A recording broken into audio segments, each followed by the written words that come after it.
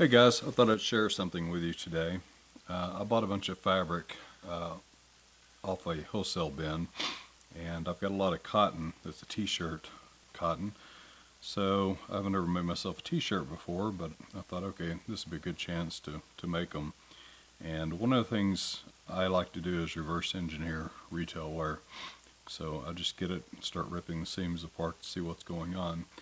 And one of the things that's intrigued me is this seam that you see on all your t-shirts.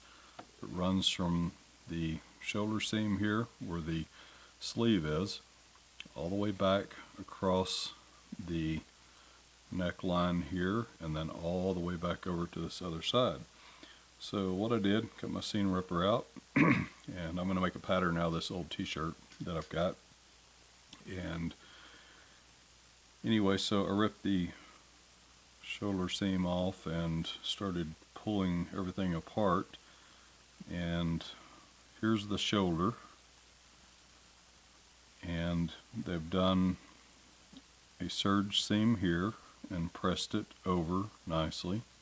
At first when I looked at it I thought it was a flat lock seam, but it's just a standard 3-thread seam. And the other thing I noticed too is the thread they're using seems to be a poly cotton blend of some sort, and I think I've got some of this from my industrial machine. I'll have to go look, but anyway, I've used it in home machines before, so if you're going to make a t-shirt you may try industrial serger thread, and you can get it in a couple of different weights. If your machine will handle the heavier weight, which is what this is, I'm sure they use this because t-shirts are worn and you know, they're abused a bit more than some of the nicer clothing, so that's the only thing I could come up with in looking at the thread. But anyway, that's just something I noticed. Anyway, so this seam right here is made up of nothing but the shirt fabric, and they've just done a double fold on it. So got a little tiny fold and then another fold over, and when you pull it all the way out,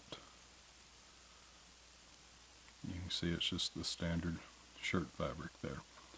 So I was intrigued by exactly what they did and if it was the same material, and it turns out it is. So what they do is they put it on and they sew from one end all the way over to the other, and then they put the sleeve in.